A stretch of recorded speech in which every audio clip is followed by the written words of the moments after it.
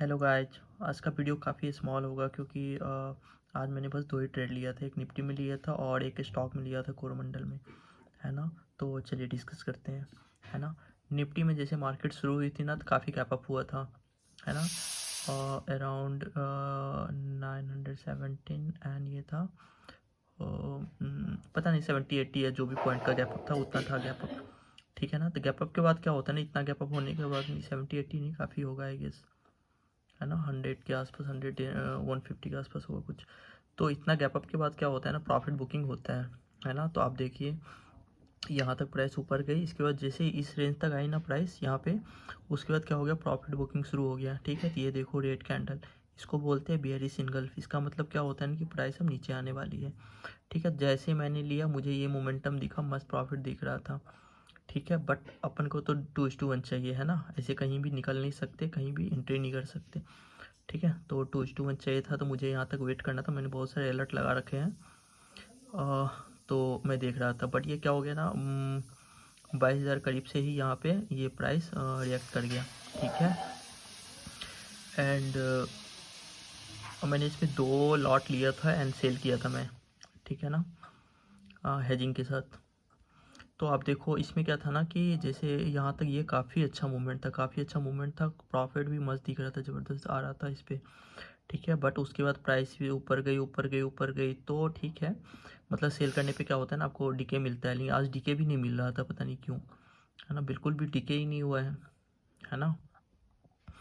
And तो उसके कारण से लॉस मुझे ज़्यादा हुआ। जैसे ये कैंडल बनी ना, इसका हाई क्रॉस नहीं होना था एक्चुअली। बेयरिश सिंगल का अगर हाई क्रॉस होता है ना तो फिर आपको एग्जिट करना होता है, क्योंकि फिर मार्केट कहीं भी जा सकती है, ठीक है ना। देखिए एग्जैक्टली वही हुआ, जैसे ही इसका हाई क्रॉस हो गया मैंने एग्जिट कर दिया, ठीक है। उसके बाद मार्केट ऊपर ही रहा क्योंकि ये है कल, और तो ये एसएल हो गया, ठीक है ना। तो कल क्या होगा, ये जो रेंज आज जहाँ पर रेजिस्टेंस लिया ना, यहाँ पे अगर मार्केट ऊपर खुलती है, ठीक है, तो मार्केट आएगी यहाँ पे। अगर यहाँ पे कोई इनगल्फ वगैरह कुछ बनता है तो मैं यहाँ से ट्रेड लूँगा, लॉन्ग जाऊँगा, ठीक है। मोस्टली सेल करूँगा, ठीक है ना।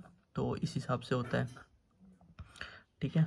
तो ये तो एसएल था, कोई दिक्कत नहीं, सेल था तो चलता है ना। क्योंकि इस तरह का रिस्क लेना पड़ता है आपको। रिस्क क्या मतलब, ये पूरे बिल्कुल प्राइस एक्शन है ना। तो कोई दिक्कत नहीं है। और ये कोरोमंडल में देखते हैं, कोरोमंडल में क्या था, मैंने एक ही ट्रेड लिया, मुझे आज काफ़ी नींद आ रही थी, पता नहीं क्यों। तो इस वाले पे लिया था मैंने। ये मदर कैंडल है, थोड़ा सा बाइंग प्रेशर है बट चल जाता है ना। जो बेबी कैंडल है ना, उस पर वो नहीं होना चाहिए। तो इस पर थोड़ा सा जो बाइंग प्रेशर है ये थोड़ा सा ज़्यादा है ना। और ये बाइंग प्रेशर कहाँ से है, ये है आपको ऑलमोस्ट, अच्छा नहीं ये तो 200 से नहीं, एक सेकेंड, हाँ ठीक है,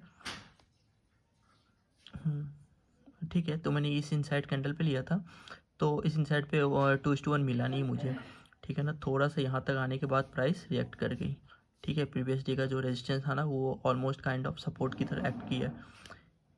ये कल प्राइस यहाँ तक आई थी, रिजेक्ट हो गई थी, यहाँ तक आई थी, रिजेक्ट हो गई थी, और ये काइंड ऑफ सपोर्ट की तरह काम किया है ना। तो इसमें इस तरह का था, ठीक है। इसमें 1200 भी एक राउंड नंबर है।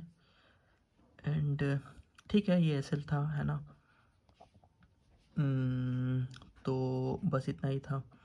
जैसे एसएल हुआ मैंने एग्जिट कर दिया था यहाँ पे भी, ठीक है। तो एक सेकेंड, ठीक है ना। तो बस इतना ही था, है ना। इसके अलावा और कोई ट्रेड था नहीं, ठीक है। तो मैं निफ्टी का बता देता हूँ, मैं निफ्टी का कल क्या करने वाला हूँ।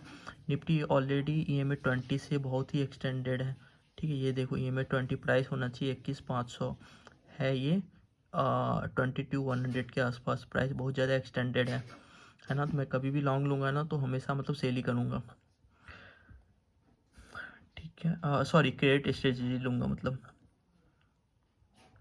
ठीक है। तो एक सेकेंड मैं आपको बताता हूँ। ये जैसे आज का जो ये रेजिस्टेंट है ना, ये वाला पॉइंट 22,070 या फिर इसके आसपास, ये वाला जो ये टूटा है, ये जो हाई है 22,083, ये जो आज का रेजिस्टेंस की तरह काम किया है, ये पूरा रेंज, ये जो आपको दिख रहा है ना, ये जो lower time frame supply zone मैंने लिखा हो, कल यहाँ पे प्राइस आएगी अगर गैप अप होती है तो, गैप अप होगी तो प्राइस यहाँ पे आएगी, फिर यहाँ पे अगर कोई भी मतलब एज सच लॉन्ग का कुछ भी नज़र आएगा ना, तो मतलब लॉन्ग का कुछ भी लेना बहुत रिस्की होगा, क्योंकि बहुत ज़्यादा एक्सटेंडेड है।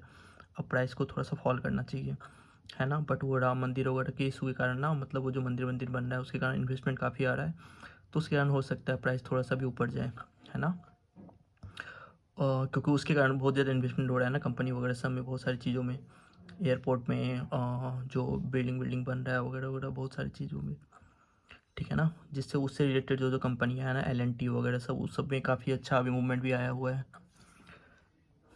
ठीक है। तो कल अगर प्राइस यहाँ पे आएगी तो मैं हो सकता है एक लॉट पे, बस एक ही लॉट पे छोटा सा लूँगा, और थोड़ा सा भी डाउट होगा ना कि ऐसा लग सकता है मैं एग्जिट कर जाऊँगा, ठीक है, ऐसा है। बाकी अगर बियरिश हो गया, मानो कल गैप अप हो गया और रेड कलर की एक कैंडल बनती है, तब तो लो क्रॉस होने पे मैं सेल कर दूंगा, लेकिन मेरा टारगेट यहीं तक होगा, क्योंकि ये आज का जो रेजिस्टेंट है ना, ये कल सपोर्ट की तरह काम कर जाएगा, ठीक है। जो आज निकले नहीं होंगे वो कल निकल जाएंगे, एग्जिट कर देंगे आप अपना पोजीशन। जैसे यहाँ तक आएगा ना, तो जो जो फंसे हुए हैं ना, उनको जैसे ही ब्रेक इवन नज़र आएगा वो एग्जिट कर जाएंगे, तो मैं यहाँ निकल सकता हूँ, ठीक है।